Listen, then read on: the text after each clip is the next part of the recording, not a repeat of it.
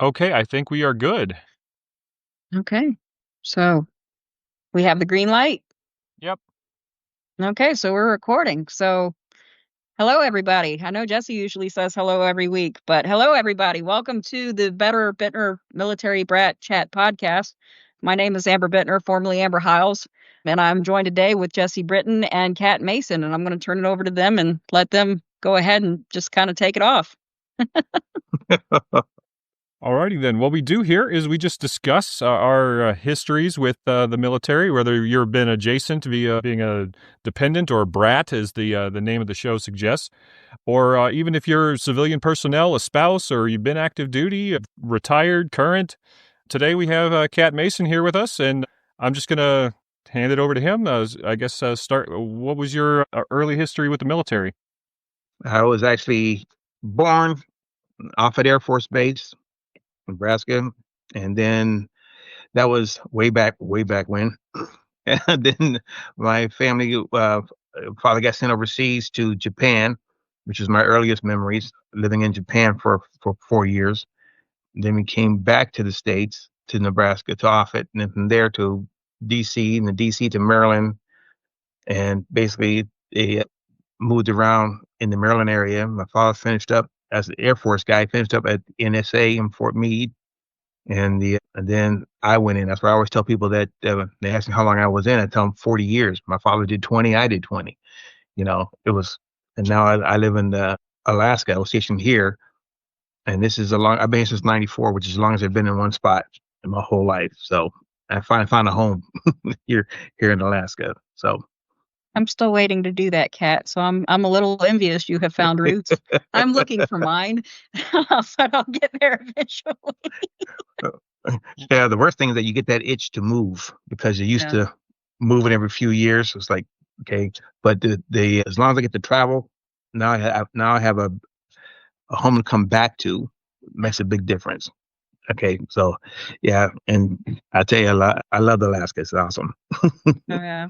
You know, it's awesome that you mentioned you were in Japan first. That was my first experience overseas. We lived in Sagamihara, not the base. We lived in the Hmm. prefecture Sagamihara in Sagami Depot, actually. Yeah, I mean, my father was it was Yokota and Tachikawa, Okay, the my sister bases was there. born in Yokota. Yeah, my younger brother was. He was born there, and that was interesting because he was born in Japan. It's the weird way some of these countries work. You end up with a dual citizenship type thing, and sometimes it can be a real pain in trying to get out of the country when they'll say no, you're Japanese. It doesn't matter when both parents are American. Didn't matter. So that was yeah, interesting. Korea was kind of the same way too. My current wife had to deal with the same thing with her cousin.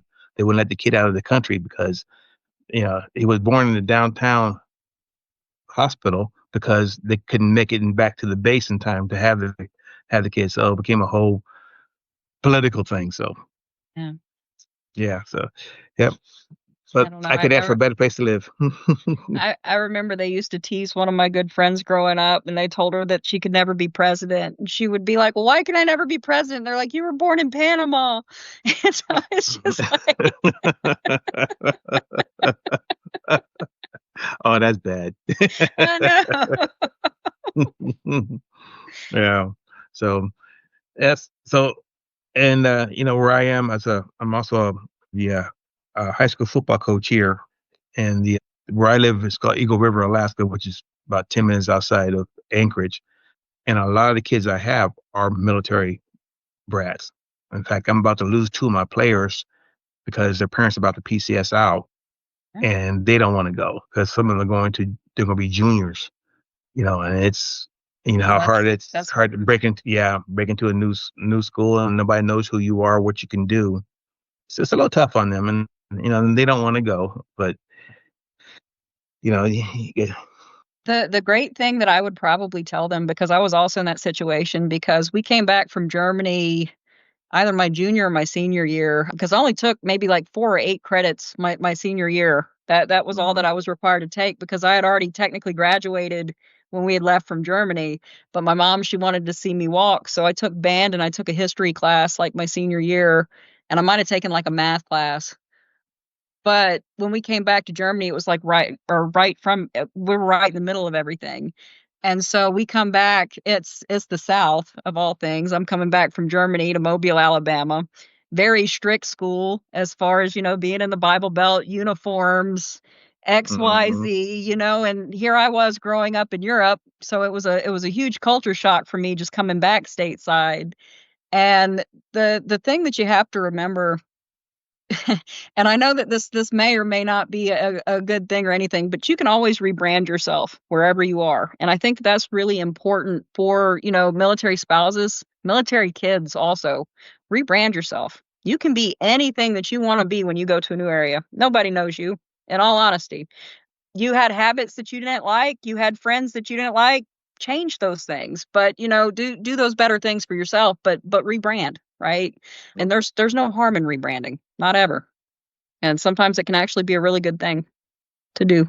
Well, yeah, when I landed in Germany, we had just lost my grandmother, and her and I were really close, and I didn't have the constant reminder there, and that was the thing. Like I had a whole bunch of new people who didn't know me, who didn't know that part about me, and I didn't have to feel like I don't know. It just made things better for me, because I didn't have people Yeah. coming to me all the time telling me, oh, we miss your grandma. She used to sell my grandmother Tupperware, all of that stuff. I do remember the spousal Tupperware parties. If y'all remember the Tupperware parties that the military spouses all used to get together, and they would, yeah, do the MLMs with the Tupperware and the Avon and sometimes Mary Kay. You remember all that? Well, I know my parents are a little bit different because we're talking about back in the '60s for me, Yeah. and they used to have the pinochle parties. There you And go. I remember I'd wake up the next morning, and my parents would have jars of pennies, from playing pinochle. So like, we go, okay, that's so we're talking about a little bit of different time difference Yeah. here. But oh yeah, they used to have, you'd have parties in the house, and you'd have that's when Motown was going on and everything else. Everybody's dancing in the living room. It was. I remember those things kind of coming in because you try to sneak downstairs to take a watch them, you know, and to watch them dance and everything else. So yeah, it was a little different back then, Yeah. you know, and especially like I remember missing you guys' greetings, your last podcast was talking about the Armed Forces Network. Hmm. It was it wasn't AFN, it was Armed Forces Radio Network when we grew up, and it was that's where I also got to learn. I grew up on all types of music because you only Hmm. had like maybe one station, but it'll rotate different types of music going through. So I kind of had to this day I have an eclectic taste in music. It's like and I DJ'd and everything else later on in my life, but it's the fact that I get to appreciate all types of music because of because of the military, because you only had limited stations that you had. You had like one or two, other than Yeah. the Japan. You had Japanese radio stations, but I get to appreciate all kinds of music Oh, versus just absolutely. one type. Absolutely. Anybody who goes through my playlist, our former boss, Steve Cat, would also tell you my playlist is insane because it will go from listening to Schubert and classical opera, and then I might go into some underground punk, which then might go into some Motown, which might go into just a little bit of like early 90s hip hop, which also then might go into some more like glam metal. So it's just all everywhere. All over the place. Yep, yep. But but That's that it. Yeah. Yeah, but when that's the one that's one thing though that I want to add just about the music too, because even growing up in the military community, I have not found a member of the military community who has not had a strong fondness of music, okay? And I think one of the reasons for that is because when you're displaced, when you're in a country, when you are in a place where nobody knows you, nobody knows who you are. Yes, you have your brotherhood, you have your unit, you have your families and everything else. But when you're in foreign areas like that, it's music that what's kind of unites the people. Even if you think about in the Mhm. 80s with, We Are the World with Stevie Wonder and all of these other things. So I think that's a big part of it. But yeah, we're definitely, I think, all eclectic individuals. And I know Jesse, he actually dabbles in DJing too. So I know y'all probably have a lot to talk about there. Oh So yeah, Yeah. I do live DJ sets on twitch.tv. I'm not going to plug it here because I ain't like that. But anyway, yeah, I do a lot of like house music, you know, because that's like my Mm-hmm. happy place, like deep house, tech house. And a lot of that, you know, comes from Germany. Like at the time, the electronic music, it's probably still got an excellent electronic music scene. But you know, the eclecticism is something that I appreciate because you know when I actually used to DJ at KSUA up in Fairbanks, and my show was called the Eclectic Electric Chair, and we had a different guest every show, and the people that I had on would just bring a mixtape and we'd talk about, you know, why they got into the kind of music they did, and I would kind of relate that to my own taste in terms of like the Mm-hmm. variety that I appreciate. And that's you know, being somebody who's more than likely on the autism spectrum, that was the one way moving around a lot that I was able to easily relate to people was talking about music. Yeah. Yeah. I know when We talked a little about Metallica in the last podcast. Me and Jesse always have bonded over music. That's been one thing that we bonded over. So, Yeah, I know when I started DJing, I DJed at the club here when they had the club, still had the club here in on Elmendorf, and I was a bartender and I DJ'd, and it was so funny because I remember I had this young white kid came up to me like 21 years old, and he said, "Man, why don't you play some Al Green?" I look at him like, "What do you know about Al Green?" Man, my parents listen. I love some Al Green. You know, it's like you could tell because of being in the military, they've had that big mix because of being overseas and everything else. They listen to it all. But of course, every now and then I get somebody come and ask for some Rob Zombie, and then I have to want to go out and sacrifice a bucket of chicken. You know, it was like uh, uh, between that and then I would DJ a wedding every now and then, and man, I cannot stand that chicken song. He just drove me up the between that and the Macarena. It would just he drove me up the wall. I You know, the I need to send you the yodeling chicken techno. I don't know if you've seen that. It's actually from Japan. They've got a mm, yodeling chicken techno that I need to send to you, Kat. But no, there's that song, and I think "Take a Letter, Maria." Every time I listen to that song now, I think about you because you sang it. So, RB Greaves. Yep. yep, "Take a That's Letter, uh Maria." uh-huh. The but the thing is that when you were talking about one thing I did acquire is that I grew up away from relatives because we moved around so much. And I liked it. I liked not being next to people. Go and visit. Okay, day two, love them, but day two, okay, I'm ready to go, ready to leave. You Yeah. know, it's, I can only be around people so long. But the moving around, it also gave me the capacity to. I found I had no problem making friends wherever I went. Yeah. And I think because it became a habit because you got used to introducing yourself or meeting people right off the that way. But it's one thing I liked about the military was the fact that it made me I think more well rounded. I believe because I had so many different experiences, and plus once I went in as well, even more so. Going in the military and got to do a lot more traveling, and so I love the traveling aspect of it. Of course, now I have a place to come back to. That was the only caveat to it was not really having a route. Even when we end up in Maryland area, we moved every few years in Maryland, moving around there. So, yeah, overall, it's been a good experience. It's like any other thing. It's been good and bad. It's a Oh, yeah. and the military is it's its own community unto itself. You know, and it's amazing how small this world becomes if you've been in the military. Oh, yeah. You know, Yeah. Even the people that, man, weren't you in basic training? Back, yeah. And you find you've been stationed at the same spot, didn't know you were at one spot, but you find each other at a different spot, you know. So, I have walked past so many people, and I still feel bad about this because I've walked past people on bases. I've walked past people at the bank, and you know that you know these people, but you can't exactly remember where you know them from, so you don't say anything to them whatsoever, and then you're like, "I went to high school with you, and you joined the service, but I can't who are you?" Like, yeah, and you try to place it, and yeah, it's crazy the amount of people I see, or then it's like a deja vu moment, like, "Did I know that?" Like, this is a person from my past, I feel like, very strongly. Oh yeah, So yeah. Well, yeah, yeah. it was telling Amber last night, one of my buddies from high school, well, I wasn't very close with him, but he was on the football team as Brandon Stevens, and I remember being in algebra 2 for I think it was the first day, and I looked over and I'm like, I know this kid. I was like, I don't know this kid. And I was like, wait a minute. I looked at him, I'm like, wait a minute, Brandon?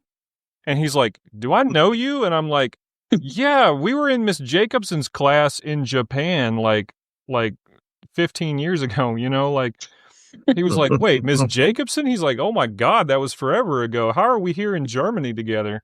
Like, Yeah, it's uh, crazy. well, it's like my two best friends are in Maryland, and what's funny is that my father decided to. We had lived in a certain area in Maryland, Palmer Park, Maryland, and we were there for 7 years. I played boys club football and everything else, and went and we didn't call it middle school. It's called junior high, and it consisted of it was seventh, eighth, and ninth grade. You physically didn't start high school till 10th grade. Well, I was about to go the school I would have gone to. I was known for playing sports. I've been a quarterback at that school when my father decided to move us. He thought he was doing best for us. I'm going to a whole new area in Maryland. Didn't know where it was. Never heard of it. And now I'm trying to break into the football team, and nobody knows who I am. And that Yeah, was it was tough. I understand why he did it. I wasn't happy about it, but I also met my two best friends. We were in junior ROTC together and everything else, and we actually got back together. It had been like 27 years. I went to Washington, took my wife to see the Smithsonian and everything else. She'd never been there, and we all reacquainted ourselves, and it's nice to make the hookups back up again for that. The only problem when my father moved us, we found out we were on the wrong side of the tracks, and they let us know we were on the wrong side of the tracks. This is so I guess, and it was when I used to I used to crack up because I get on my bus to go to school. And I felt like a raisin in a snowstorm. I was the only person of color on the bus. Like, okay, yeah, but the fact that I met these two guys and we ended up being like brothers, and that's even to this day. I'm in my 60s now, and we still communicate with each other and everything else, and it's like old home week when I got a chance to see them finally. And now that we got Zoom and everything else, we get to be even more close, be even closer now. yeah, So yeah. absolutely. Because I still remember, and given cell phones were just coming out like in the early 2000s and everything else, but even trying to communicate with somebody back home, it was a 7-hour time difference. And Mm, so on the 7-hour time difference, we would have to, have the different clocks in the house. Well, our aunt lives in Oregon. We have grandparents in South Carolina. These are the different clocks for the different hours on when we can actually make phone calls. And so then we would have to get like calling cards to where we'd actually have to type in this really long German number, and it was like 10 cents a minute. But yeah, that's what we did. So mm, that and write letters. yep. Um, well, I still have a couple of pen pals too that I still write, that I've written since I was a little kid, that I've never ever met in my life, but I've had that relationship for like 20 some odd years. So yeah, pen pals are always cool. well, yeah, and you were talking about being on the bus, being the only person of color on a bus, and it just, when I got to Japan, that was the big culture shock for me at age 7. Is I was, Hmm. it's like David Goggins talks about being the only, and it's Hmm. it's it's it's humbling to experience that. It makes you understand the perspectives of other people that you wouldn't normally understand, and that's one thing I've always appreciated. Like, and when we moved to Hawaii, my my point of reference for Hawaii was, like Disney and Warner Brothers cartoons. It's not exactly an appropriate Mm, picture of what their culture actually is. And a lot of the kids there kind of resented me for those ideas. And it's one of those things, like, you don't realize that it's this caricature of their culture represented by people that have mhm, colonialized them, and they don't like it. And anyway, it's one of those things. I feel blessed to have moved around and to have been shown these things, because it Absolutely. helps me to embrace the world the way that I feel that it should be. mhm, Yeah. Well, I mean, that's the one thing that I was also saying in the first episode, because I mean, as we're raised, because we're raised in so many different situations and so many different scenarios, we become well-rounded, but we have to learn how to meet people where we are, because we already know we're set apart. And we're set apart because, military versus civilian. You have a very strict, there's a difference between DOD and active duty. There's a difference between, X, Y, and Z. And so even with all of that, it makes us well-rounded because we have to meet people where they are. Okay. We are not raised with the expectations that people have to meet us. We have to meet them. And that's that servant leadership mentality, right? And I think that's drilled into a lot of us growing up. Yeah. yeah. The other thing is that when being military was I was used to having a eclectic mix of people in the military, and then you move into sometimes into the civilian sector, which is totally different, where you don't have that mix like you used to. Oh yeah. Or that's like we moved to that area. That was my father was stationed at Bowling Air Force Base. We started off in D.C., Southeast D.C., and then we moved to Palm Park, Maryland, which was a primarily basically all black neighborhood. We were there for 7 years, which until I came in the military. That's as long as I've been in one spot.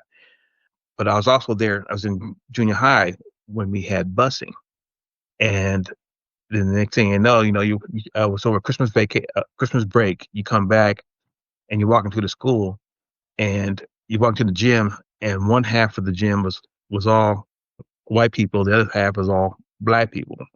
You know, having been in the military, I was able to interact easier than a lot of people I had where I lived, because there's also the trust factor and everything else. But what was amazing was I didn't notice it. It's like one of the things where you don't know something until you don't have it or you didn't have it. Also, now we got because of the busing. I wasn't even as a kid. I wasn't a big fan of it because moving, having, I think forcing somebody to move. But then next thing you know, we got brand new books, we got brand new stuff, we got better teachers because of that. So there was a positive and a negative situation, and the fact that being having you know, I was in junior high school at the time, so I had a mixture of being in the military where you had the blend of different cultures, and when we moved to Palmer Park, I had to get used to being basically in an all black neighborhood. And the once we had busing, it was easy for me to, like I said, transition or intermix with the others because I had grown up in the military community where I was used to different cultures and everything else. So Yeah. it was a kind of an eye-opening thing because I didn't know what I didn't have until we had it. Yeah. Once we moved into the civilian area, you know. Well, it's like that scene in Remember the Titans where there's the one Mhm, kid that was a military brat, and he shows up for football, and the room is segregated, and he just runs up and stands next to all the people of color, right next to him, mhm, and he's like, "Yeah, what's up?" And everybody kind of like looks at him like, "What's up with this dude? Like, why isn't he?" And it's just crazy because that's the mentality that we get, right? And I've never, like, growing up, if I had stayed in Texas, I guarantee you I wouldn't have been the same, because, like, growing up in in the military environment with it being so eclectic, demographically speaking, when I was a kid, it was the difference between, your hair color. It didn't really phase until I started going to school and learning about, civil rights history and things like that. I didn't really mhm, understand a lot of it, and And yeah, it's just amazing to me. How, I don't know. Like we've been a part of this community. People would walk the community, and we'd all be out there. We'd have barbecues, and everybody was together. And to come back from that, to go back to Texas and be Oh yeah. in the public school system in Texas, and to hear some of the stuff that was being said, it was just that was more of a shock to me than moving to Japan and not being Japanese. Mhm. Like Mhm. So there was, oh my goodness, and I will never ever forget this. So when we came back stateside, okay. Now we all know that I sometimes like to push the envelope just to see how much I can get away with before I get into trouble, right? Especially when I'm writing papers for a professor, just because sometimes I just like to mess with whoever is reviewing my work just a little bit. Not a lot, just a little bit. And so I made sure that I was going to write a paper. And so we had to write a paper on something. So I did a huge entire research paper. And I think it was about 20 to 25 pages, but it was titled Is Racism Dead or Alive in America? And in that, I researched the KKK. I researched the Black Panther Party. I went into a whole research dissertation on this, and I turned this in a Mobile, Alabama county public school. Oh my goodness, I had students who were like, "What is wrong with you? Why are you turning this in?" Like, and it's just like, this was 2003 that I wrote this, okay? You think about progression, and that's the one thing people want to say, it doesn't exist, racism's not out there. They want to say X, Y, and Z. You can't say that. And I've seen way too much in this world. You can't say that. Not at all. And I still see things every day, and it sickens me. It makes me feel physically ill just because I know what my family has fought for. Okay. I know what your family's fought for. It's not for us to be separate. Not ever. Right. There's a unity there. It's we the people, right? We're all people. It, that's why it's never made sense to me. It's just it hasn't. Well, But that's best case scenario. I mean, that's no. actually, I'm not gonna use the word pie in the sky, but there always, since the history of man, has always been racism. Oh And yeah. there always will be, because there's always gonna feel somebody who's think they're better than somebody else, or somebody trying to dominate somebody else. When I when like I said, I told you when we moved, my father moved us, we were on the wrong side of the tracks.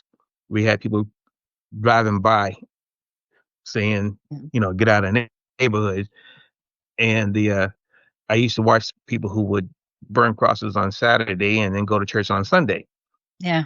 I remember when one of the guys in the football team got caught, and he told my younger brother it was nothing personal. He said, "Dude, you're burning crosses on people's lawn. How can that be personal?"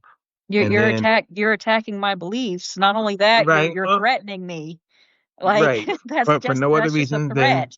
right, Like, and for another reason than that the color of my skin is different. exactly. When I was my first assignment was a Barksdale Air Force Base in Louisiana, and I was a gunner on B-52s. And we used to go down. You would go down to Shreveport, which is right across the river from where we were, and you'd be watching the KKK on City Hall steps recruiting. And twice I had run-ins with the KKK face to face. And because of this, they actually did me a favor because of the incident. You had to go to OSI, which is your version of what is the Army version? It's not NCIS. It's their CIS. Oh, Your okay. investigative services, right? Yep. OSI was the Air There's Force one. yeah. And it was funny. They would tell me, well, what happened was first time was because me and another gunner decided to rent a house on one part of the city, and we're in Bossier, which is right across from Shreveport, across the Red River, next to the base. And he had to go to OSI, and OSI says, well, you take a different way home. I said, it's like two ways I can go, dude. So you limit it, and we will notify their police. I said half of them are card carrying members, so it was, you know. Then the second time I was coming out of a liquor store, and these guys out there talking about, we're with the Klan and we're going to kick your butt. But by that time, I had been carrying a shotgun in the backseat of my car. I was lucky I never got caught going to the gate for the random check because, you know, so I called I got a hold of Manning personnel and said, look, you better get my butt out of here before something happens. And they said, well, tell you what, we can send you to Loring, Maine now, or you can wait and go to Guam. I said, I'll wait, thank you. so, so they actually did me a favor. I got to go to Guam, lived in Guam for 3 years, and I loved it. But and you've run into we have idiots in the military as well. You know, we had and you have. There's always going to be that way. But what used to trip me out was that especially in Louisiana, watching these guys recruit on City Hall steps. Did I turn around the next day? I'd go on nuclear alert to protect their right to be stupid. Yeah. Yeah. But and I'm a big believer in the Constitution and the Bill of Rights and everything else. Even though initially and Declaration, it wasn't designed for myself or my my background, but and for those of us been around the world, yeah, we're not perfect, but you can ask for a better place to live. America, and Yeah. you know, we have our problems. We're a bunch of mutts. That's what makes us so good. Yeah. We all kinds of cultures and everything else, and that's a difference. And everything that's going on right now, I swear I was having flashbacks to the '60s. Like everything is trying to reverse everything, all the gains and everything else, but it's like today's they have the no kings Mm-hmm. marches today, and Yep. it's good to see. And you see the melting pot. That's one thing I love about Alaska. I've been in Alaska over 20 years. I have never had the N word used at me or ever had a problem. Yeah. Now we do have our stupid people here too, but the thing is, one thing I love about Alaska is the Alaska pride is that they don't care where you came from, just don't bring your crap up with you. you know, and the most diversified town in the United States is Mountain View in here in Anchorage area, and the most diversified high school is the East High School here in Anchorage. We have so many, and a lot of it has to do with all. I mean, we're Alaska is the way New York used to be back in the early 1900s. We're a giant melting pot. You name it, we have it. You know, and it's so cool dealing with different cultures from Russians to Samoans, Tongans, Hawaiians, the regions, Africans, Latin people. I mean, you name it, we have it here. We're just Yeah. not as big. We have less. We only have like over 700,000 people in the whole state. Yeah. A little over 700,000, but it's. I always feel comfortable. We have people who leave the doors open. I mean, we have some crime. Like when I became a cop for a little while, I didn't know what crime was. I became a cop, but I just love the pride that Alaska has. If you say, Jesse, if you lived here for a year or so, that you left and something you passed, and you end up in the newspaper saying, yeah, Jesse was here in Alaska and he's gone and yada yada yada.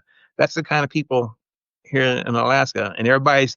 I remember the one time I broke down, my car broke down, and a car full of white people pulled up. I'm like, okay, what's happening? It's like, okay, what do you want? And it's like, how can I help you? It's like, cool, because first thing you're doing, you're like, okay, why are you stopping? And everything else. But it was kind of refreshing, I guess you would say the word, because they legitimately want to help you. Yeah. So yeah. Don't get me started on that stuff. I worked for a company one time where I had to do my own repos. And when I tell you, when you have to actually go and repossess somebody's car, they're not as friendly. So I've had people throw things at me. I've had people shoot at me. But these are all different things. But Yeah. the funny thing, though, is you were mentioning something about the gate guards, and in Germany, I just have to tell the story just because it's funny. Because you know how the gate guards, they'll check your car and they'll check your Hmm. ID and things like this. Well, we were in Germany, and my mom at the time, she really wanted an antique wooden carved crucifix. Okay, that was just something that she wanted. Well, I had found one at a local German thrift store. Now, I filled out the VAT forms and everything else that I was supposed to for it. But when it came to the cross, it stood at about maybe it was about 3 to 4 foot tall. Okay, because it came out of an old Catholic church, is what it had come out of, and it was all hand carved, and they wanted like 20 euros for it. So yes, I was going to buy that from my mom. So when I buy the crucifix, my husband is, or my ex-husband at the time, he's having his car worked on, and so I'm having to drive this crucifix to pick him up off post. Okay. So I put the crucifix in my passenger seat. I have it strapped down with the belt buckle, so it's riding in the passenger seat like a passenger. And so the gate guard looks down at my ID, and then he looks in the passenger seat. I'm assuming by habit, or maybe it's because he saw something there, thought it could be a person. But then he looked at me kind of funny, and I said, "That's my buddy Jesus." I said, I said, "He doesn't have an ID for you today." He just looked at me and started cracking up. He's like, "I'm not even going to ask." I said, "Thank you." And I just kept on driving. Yeah. Oh, then. Like, it's my buddy Jesus. What you got to say about that? And, I remember as a oh, sorry, go ahead. go ahead, Jason. Oh, I was going to No, say, I was speaking of my buddy Jesus, that was the other bit of eclecticism that I liked was church on Sundays on base, going to the non-denominational services, and because you had different people that all interpreted things different ways, but there was still rock solid fellowship. And Yeah. it's that kind of stuff that kept me really happy as a kid. I never I mean, I was away from my family, but I had a new family You had every place that I community. moved to. Yeah. You had a community. Absolutely. See, when I grew up, there wasn't a non-denominational. You had Protestant and Catholic services, and and a lot of times I found the services so boring. you know. Then when my father, when we moved out of D.C. and went to Palm Park, Maryland, and I sang in the church choir. That's where I learned singing was there. And my mom sang, and hey, you had the main, you had the adult services, and you had the younger ones, and whatever. But I remember it was a all black community. We had a black church, but we also had a white preacher, and that preacher would rock. I mean, it was awesome. He would going off, and the services were only 45 minutes long. So it was great. And then when he left, and the other preacher came in, went from 45 minutes to an hour. When they got to an hour and a half, we stopped going. That was just too long. But and then I think the next time I actually really went to the next time the military church that I really had a good time at was basic training. The basic training, you go to church on Sunday, and it was upbeat, and it fit everybody, all the different types of people that were there. So, but like I said, yeah, only thing I would I would get in trouble because you're in church, you with the boys in the back of the church, and my mom was carrying my father's Air Force belt. oh yeah, and then she gave me that look. Yeah, like yep, oh yeah, the beatings will now commence. No, I was lucky. It was kind of funny, I grew up with with my father being military. I learned how to make hospital corner beds, Mm-hmm. everything else. We had to have our clothes had to be folded a certain way, and then he would come in and he would actually inspect our bed. He'd take a quarter, and that quarter better bounce, because you would get underneath your bed and pull the sheets tight and everything else.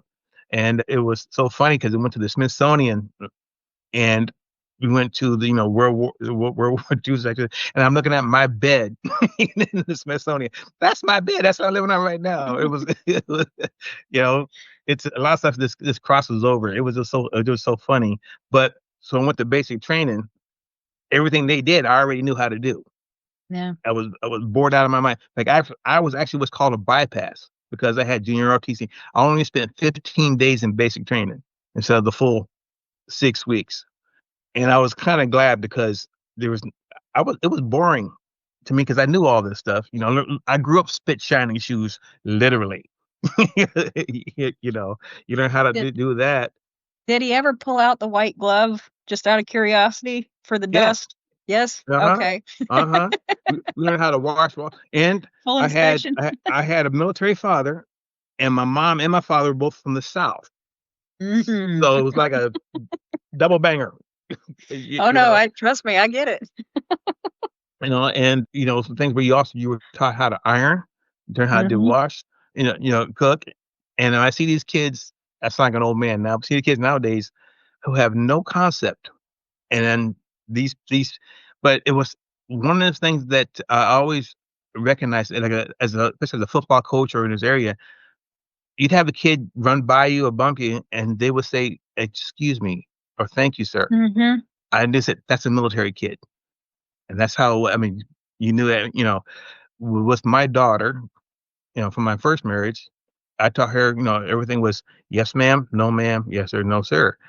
And the when she started going to high school, I had them, meeting with the teacher, and the teachers were talking about, well, she keeps calling me ma'am, and I'm like, yeah, you are her teacher. And basically, I told her flat out, well, I don't like the other kids, but these other kids aren't mine. This is my daughter, okay? Yeah. And if if I can find out she's calling you by your first name and everything else, you and I gonna have a problem, Yeah. you know. It was so hilarious because I had parents offer me to take their kids because my daughter was so well behaved, you know. And it wasn't nothing heavy handed and everything else. It's just she understood that these are adults. You are not their peer, and that's one of the things between I always see the difference between a military kid, not as much then as it is now, as the kids, some of the military kids don't have the same respect because the military has gotten kind of Oh, changed a little bit, right? everybody will always say, "It's not the same, it's not the same." I will even tell you it's not the same, and I know it wasn't the same when I was growing up as when you were in it. So, Hmm. it's Oh yeah, it's I always, evolving. I always, I always try to avoid that when I was in. I try to avoid Yeah. doing that because nothing irritating. But you can see the huge difference as a football coach. This is where my military background came into play. The kids understand and the parents would understand it. I'd have a meeting with the parents and the kids. I said, Understand something. This is not boys club, pop Warner football. This is high school football now. On the field, they belong to me. Everything is yes, coach, no, coach. I don't do yeah or no. Don't do that. But what I learned is I would give them a little bit of discipline on the field, nothing heavy-handed, but they respected it more, Yeah. and they got to a point where I'd had the parents be calling me off season to come talk to the kids, and when they started to act up, and they would be more embarrassed if I walked in, and because they respected me more, and because of the little discipline I gave them, and that's I say it's part of the military background, and it's nothing heavy-handed stuff. It just nobody's given them parameters before, you know. And a couple of times I had to have a come to Jesus meeting with the parents. Oh, When yeah. you end up with parents trying to live through their kids, yeah, I had that a couple of times where I had to pull the parent aside and everything else. And one of the things I was proud of, I grew up where I didn't curse as a kid. My parents didn't curse, you know, and the on the football team, we had one of the teams I was coaching. One of the parents got upset because some of the other coaches were dropping bombs left and right? And so the coaches got together and said, "Okay," and they told the team, "Anytime you catch us cursing, we'll put money in the jar for the end of season party." And then one of the players said, "Well, if Coach Cat curses, that's $5 because he never curses." I was proud of I was kind of proud of that. But the thing is, I was able to get my point across uh, Yeah. to it, and they really appreciate it. And one of my warm fuzzies was I had a young man that was going into the army. I wish I caught him ahead of time. I had him go in the Air Force, but because I taught him on the football field how I did it, he wanted me at his going away thing. And they Yeah. and they remember you. And over the years, I swear I feel like I just started coaching, you know, not so long ago. But you run into somebody that you hear this Coach Cat. You turn around, you recognize the face, but the body's a little bit different. Normally, like, either big or whatever, but Yeah. they remember you and the fact that I've made an impact Oh, yeah. on their lives, positive impact. That kind of. So my wife asked me, "When you gonna be tired from coaching?" I don't know. We'll try again next year. But making a difference. That's the key. As I know I'm making a difference. So It's your Mr. Holland's Opus, if you've ever watched that movie. yeah, It's yeah, a great movie. It's your yeah. Mr. Holland's Opus right there. Yeah, Well, it's like when I was in the military, I was an instructor gunner, and everybody wanted me to be their instructor because I tell them flat out, look, hey, this is not, you're not being evaluated. This is instruction. We're gonna find out, hey, any problems or anything else, and then we'll work through it. Yeah, Once I would say that, it was like all the anxiety would just drop, and be able to easier to learn. Same thing with football. I teach. My job, my philosophy as a coach, as like I'm a business coach as well. My job is to teach. yeah, And when it comes to football, winning is a byproduct of my teaching. My job as a coach is to teach, and that's how I come across. As opposed to, I'm not too concerned about how we're winning and everything else. I want to make sure that they understand, not just play the game, but understand the game and make them absolutely. better football players. And I had a young coach this year. I told him our job doesn't stop once we leave the field. Yeah, Because as coaches, you had to make an input, is make these young ladies and young men better people overall.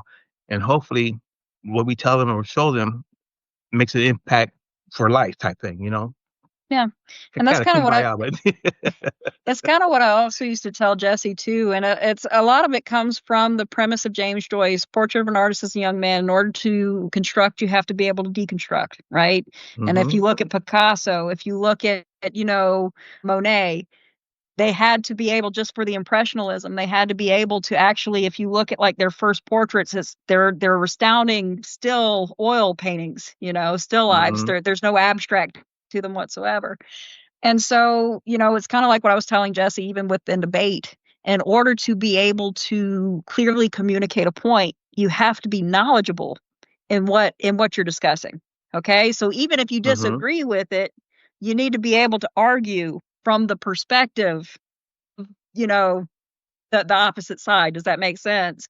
Because it's when you can do that and when you can actually take one subject and argue both sides of it, that's when you become an expert, I believe, or a subject matter expert, to where you can hmm actually really start, discussing these things.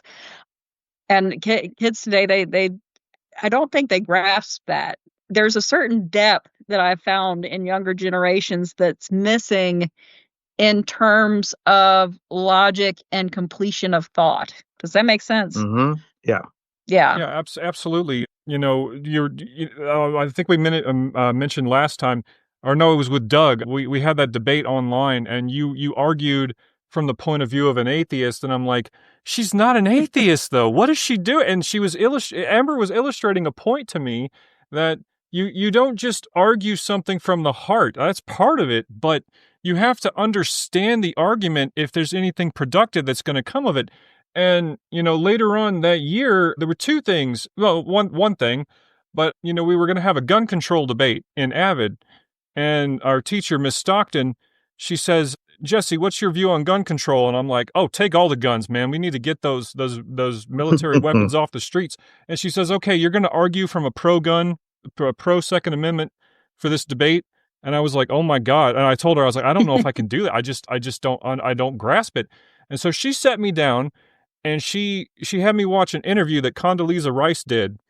And Hmm. Condoleezza Rice was talking about her history in the 60s when she was a child with the church bombings, and they couldn't go to the Yeah. police because the police hmm were in the Klan, and their only option, her father and her father's friends, they got weapons and they patrolled their neighborhoods at night to keep their houses from being bombed. And she said, you can't always hmm assume that the state is going to be a positive entity.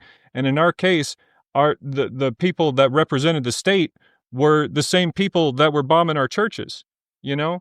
Yeah. And hmm that completely shifted my entire view of it. I went from, like completely anti-gun to I understand now that the reason that we have the Second Amendment is to protect ourselves from, at the very worst case, our own government. Sometimes, that's Yeah. something that the Uh-huh. people who wrote the Constitution provided for us as a protection. Right. Right. And Well, then if you go here's to certain places in Idaho, you can actually buy a car and get a gun. Yeah. So there's yeah. that out there too. That's like, it's funny you mentioned Idaho because my wife is from Coeur d'Alene, Idaho. Never heard of it till we started dating. I'm like, Coeur what?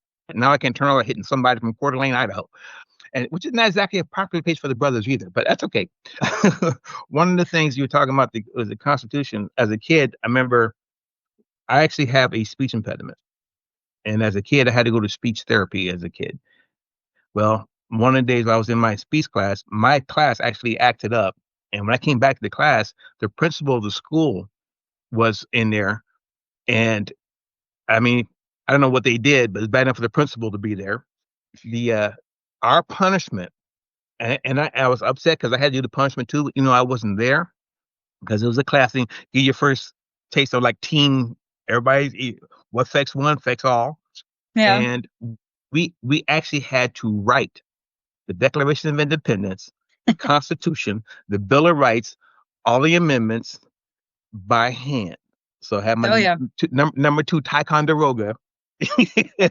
So I actually got to, as I'm writing, you're also kind of reading, and it's one of those things where when people start spouting stuff, I say, okay, have you even read the Constitution Yeah. or the Bill of Rights amendments? And I always tell people, look, if somebody tells you something, I said, never, nothing irritates me more when people use opinion as fact.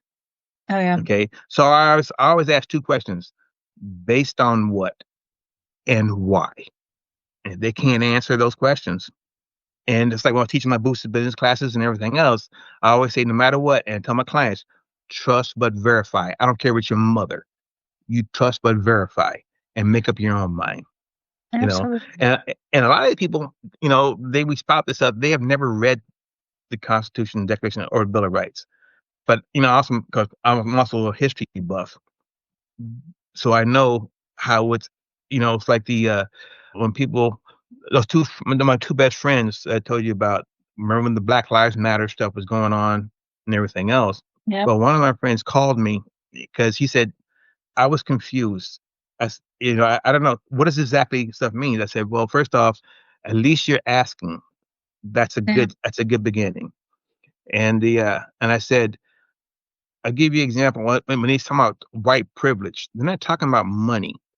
Yeah. And I said, my friend, I said, Mike, you and I walk into a store. I go right, you go left. Guess who gets followed? Me. For no other reason because of the color of my skin. And I had it happen all the time when we were Yeah. in Maryland, and I used to mess around with the security guys just because I knew they were doing it. But it finally clicked on him. Said, "This is what it means." When people say things like woke, what does woke mean? All it means is, do you recognize that there's prejudice and stuff out in the world? Yeah, that's woke. It's nothing more than that. It's nothing more than what the media, these people spin things. Understand what it is before you start arguing about it. Oh yeah. Understand what they're talking about. And that's the thing. And I tell people, knowledge is power. Never assume anything. Get the facts first and go from there and make up Absolutely. your own mind. You know, and that's like I tell my football players and I tell my business clients, everything else, ask questions. Like I said, you gotta ask. I'm always leery about people who don't ask questions or and don't assume anything. Ask the questions. It'll Well, keep you a lot out of trouble. isn't there an old saying in the military? Do you know what happens when you assume? Mm-hmm. Yep. Out of you Okay. and me. Yep. About you and you me. know, and that's the thing. And all throughout history, it's been proven. So the saying was, those who fail to heed history are doomed to repeat it. I Hmm. added one more word to that saying: those who fail to heed the errors of history are doomed to repeat it. And this Yeah. happened over and over and over again. You know, a good example is Vietnam.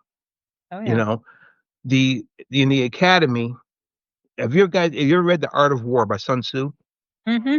A long time ago, yes, in high school. Okay. I've Right. read it a Well, few times. it applies to so much stuff, not just military, but what happened was when you had General Jap, the North Vietnamese general, he followed Sun Tzu's doctrine, where I'm doing blank on the general's name of the Vietnam, but he going trying to kill these ants with hammers.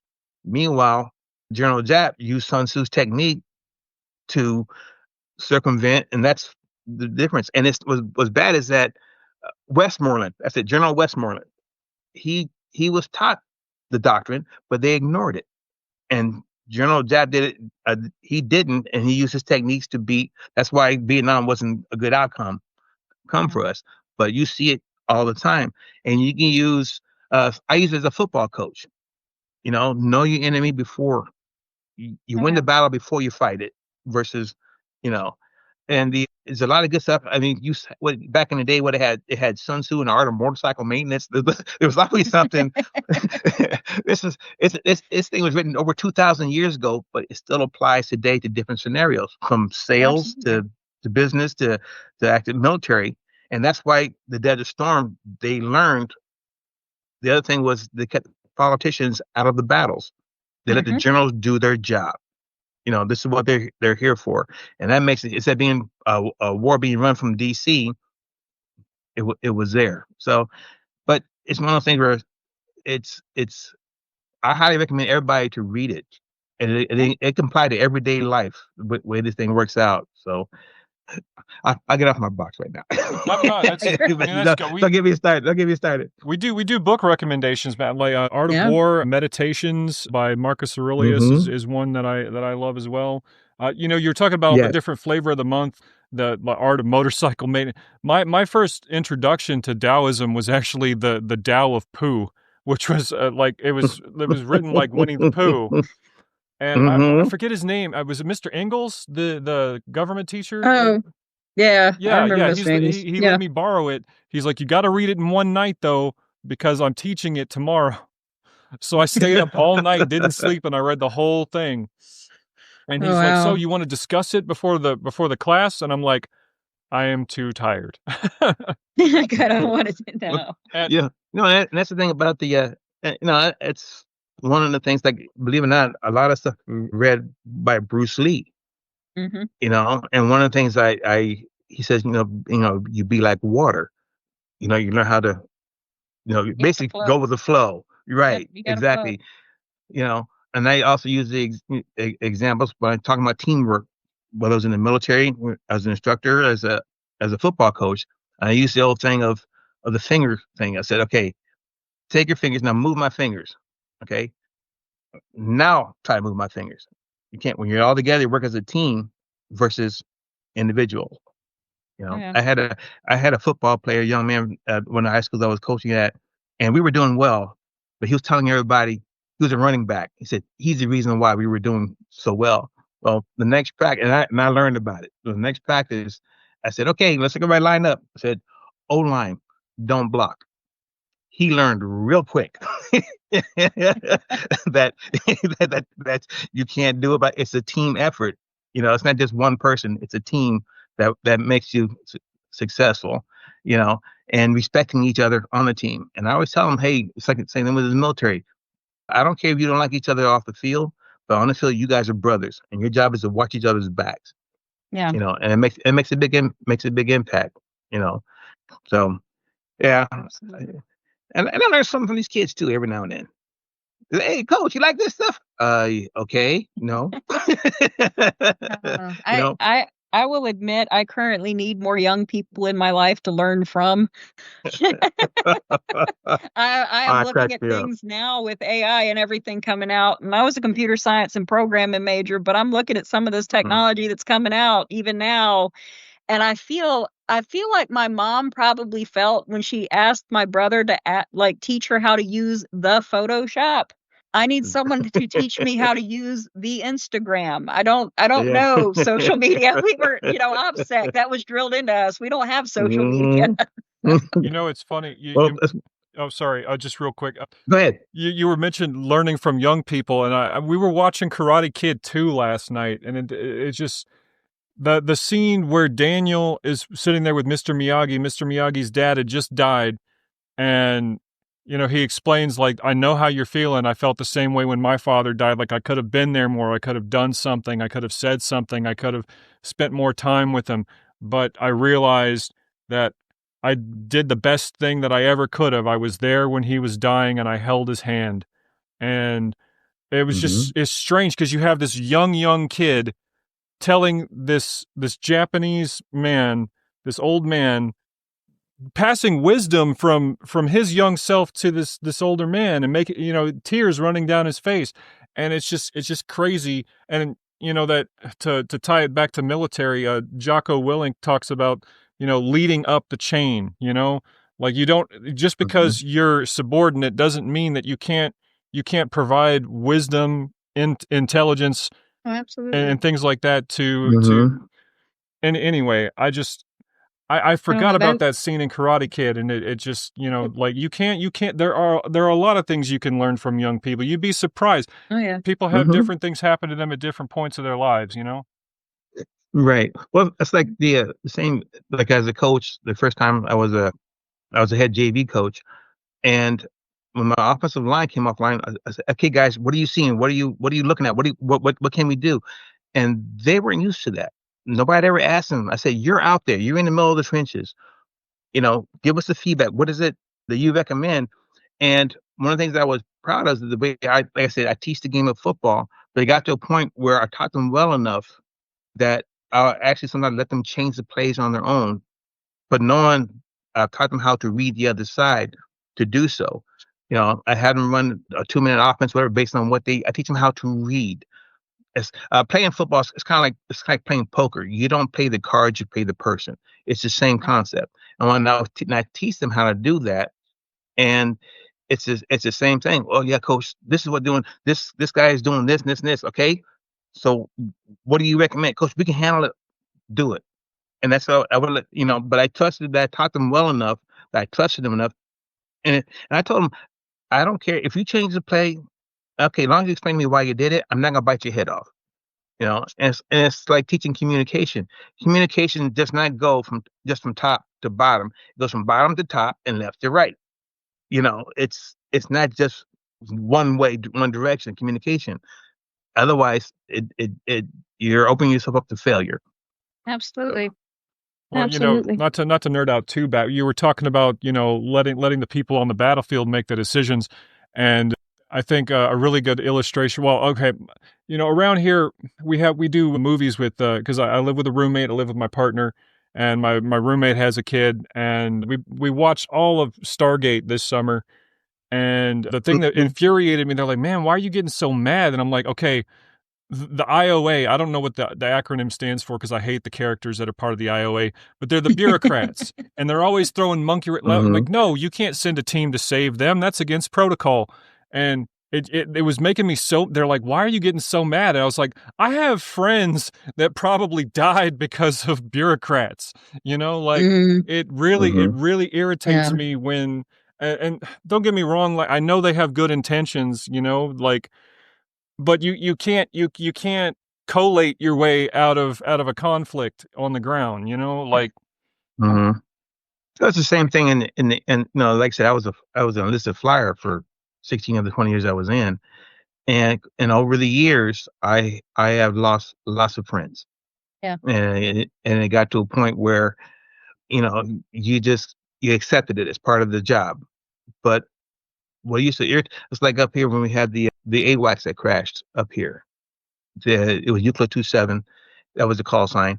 And what was weird was that I was actually scheduled to fly that mission, but they changed. I was coming in and they decided to change my schedule for it.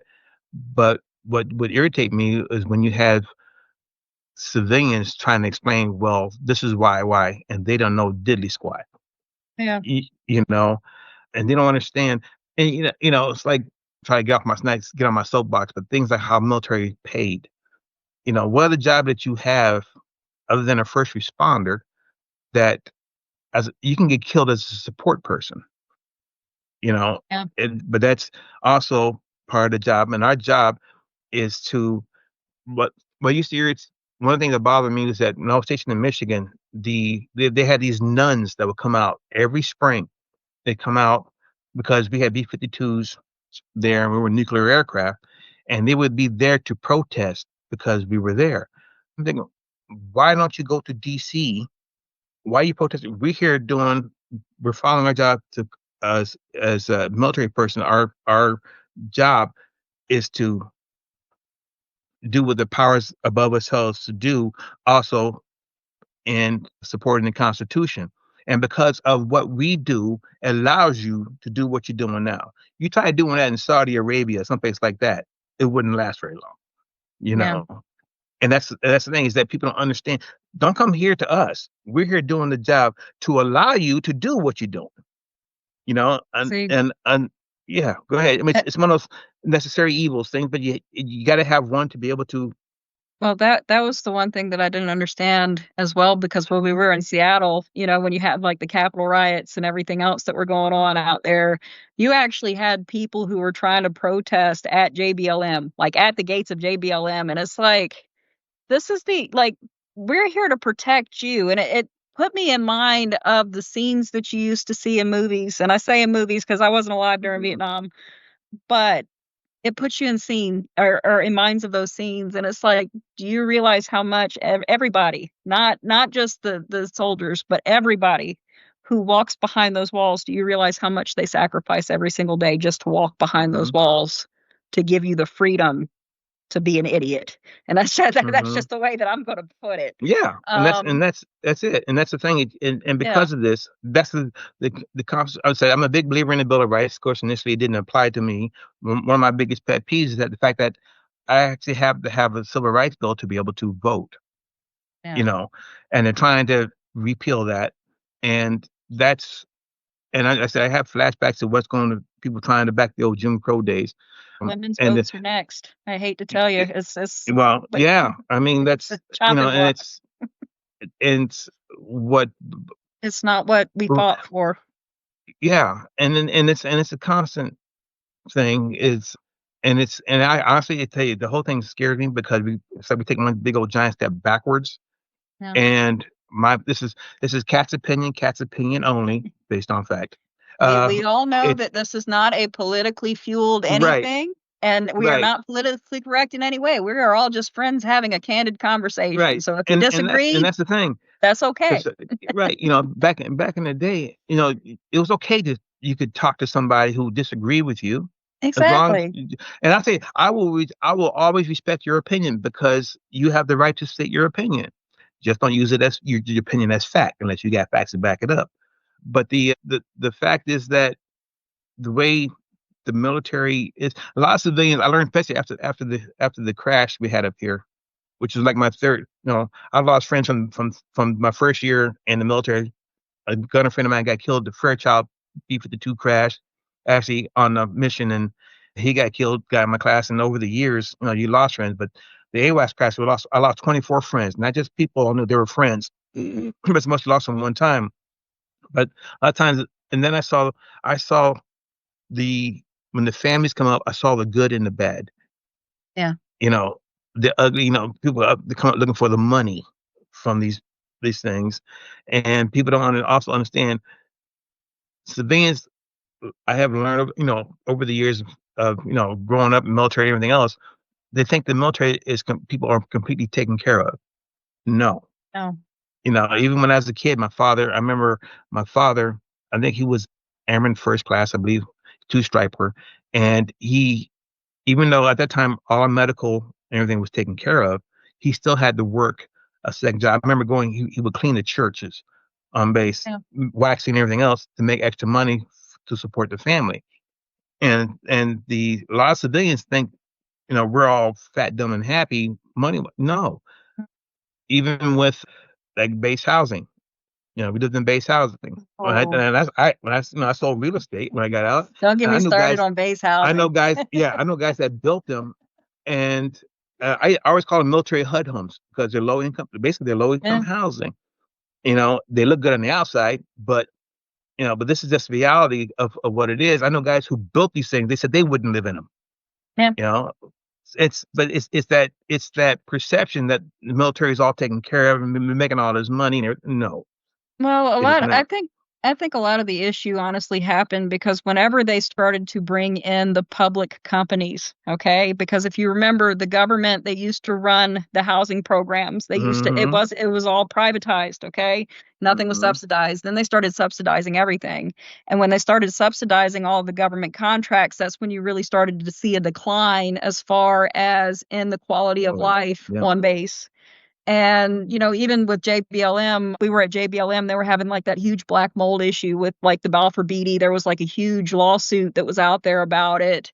And yeah, our house had black mold. I mean, black mold was everywhere. We Hmm. had mice at certain parts, and then there are other things that go on in the community as well that people don't talk about. And when you look at the kids, this is really, and I was explaining this the other day, kind of my reasoning for wanting to create this podcast, because when you think about it, when the veteran transitions out of service into civilian life, you have the VA, you have the VFW, you have the Foreign Legion. Spouses, they have ample support groups. What does the military child have to transition into civilian service? And when we were at JBLM, for example, our neighbor who lived about 4 houses down, it was a murder suicide. It was bad. It was really hush hush in the community. And we used to watch them walk down the road every single day, with the wife and the kids and everything else. And then just one day they were gone. You have kids who are exposed to that, and then you keep it hush hush, and then you want to put them back in a normal type setting or a civilian type setting where you have kids who have no idea whatsoever. And the trauma that causes, even later on in life, we find a lot of ourselves, a lot of times we're isolated, and we need that sense of community. And so that's kind of Hmm. what I'm trying to create. I'm trying to create a sense of community for after service, especially for those who are affected that aren't always protected by the government. Let's put it that way. Well, one of the things that remember I was asked to teach boosted business. One of the reasons why I did it because first off, it was exactly what I do on the outside. I run my own business as a business coach. Yeah. But what I did is that I run into veterans 3 or 4 times a week who have no clue what their benefits are. They have Yeah. no concept, and the Boots Business gave me a platform to kind of spread the word. It's amazing, and especially like the young Army guys, they're some of the worst when it comes to using their what benefits available to them because they still feel like I'd ask one guy, say, "Hey," I'll ask guys, "How many of you guys jump out of airplanes?" Okay, I said, "Okay, so how's your ankles? How's your knees? How's your back?" I said, "Son, it Mm, doesn't get better as you get older." no, it Okay, doesn't. these are benefits to here that are utilized for you. You earned them. You utilize them. Put your ego in your pocket, and it's okay to ask for help. Yeah, absolutely. Okay, and as a business coach, I run it, even with civilian, regular businesses, I deal with that. And they all want to be chief cook and bottle washer, especially the small businesses. You are not, you're not the expert in here and here and here. Yeah. Let these people do their job. And it was always amazing me how small businesses wouldn't spend money because they don't want to go into debt, but they turn around and use their credit cards in a heartbeat at 27, 28% interest.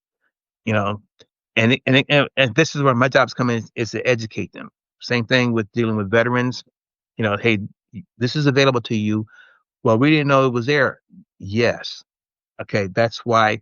And when you guys when you left the military, a lot of stuff when they would give you your benefit stuff, it was always the last part of all the stuff that been done. By that time, you like, okay, can we get out of here? I mean, you kind of like you're ready to go by the time you're brain dead from all stuff that's been thrown at you. And luckily, I would take notes. That's the only thing Yeah. that saved grace for me because, well, I don't remember them telling us that. Yeah, you know, I mean, one day come on your show and talk about more about the benefit stuff I had to do, like who gives you more benefits than anybody, the state versus the federal government. Because I Well, learned, Kat, you're so You are welcome back anytime on the show. You just let me know when you want to come back on. We'll record 5 episodes tomorrow and just release them randomly. Okay. And that'll be all right. But no, with that being said, I do think we're over an hour. yeah, a little bit, No, there was but one it was. Just a smidge. wanted Yeah. to share this one, Mm-hmm. and I forgot. I was on Twitter. I don't know why, but I was on or X, whatever you want to call it, and there was these people arguing about. I forget what they were arguing about, but somebody like quoted Thomas Jefferson, and this MAGA guy which I don't care if you're MAGA, it's whatever, you do you. Mm-hmm. He says, "What are you quoting? That's some woke communist BS." And I was like, "That's Mm-hmm. Thomas Jefferson. Are you high? Like, what?" Oh yeah, yeah. Well, like I said, it's one of those things. It was funny when I used this saying a long time ago. It was that that you can't fix stupid. Yeah. And That's and right. but this was and it was like I was using that, and the next thing you know, here comes Ron White, the comedian, come out with "You can't fix stupid." I said, man, I could have copyrighted, trademarked. I mean, but Said it could be that's mine. right. That's what ignorance is. I always when I was real quick when I was became a police officer. You notice I did a lot of stuff. I was a cop. One of the things they asked me my psychological eval was they said, "Cat, what really pisses you off?" I said basically two things: ignorance and stupidity. Ignorance can be fixed.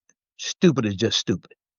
And that's it because ignorance, it can be people can be educated, but sometimes you want to just flat out just stupid, and there's nothing you're gonna be I able to had do a about that. quote. I had actually two quotes. Well, I had more than that on my binder. I'm in high school, but one of them was "Nuke a gay baby whale for Jesus." That was just it was political, it was ironic, and that was just one of Hmm. those I'm just gonna say the most ridiculous thing to you because that's how you sound right now, sort of thing, you know. That Yeah, that was on my yeah. binder for a while. And then the other one that I really liked was "Never underestimate the power of stupid people in large groups." Just don't do it. Uh-huh. Well, yeah, Yeah. like my my Yep. my partner often says, don't argue with a stupid person because they will beat you with experience. That's very true. Hmm.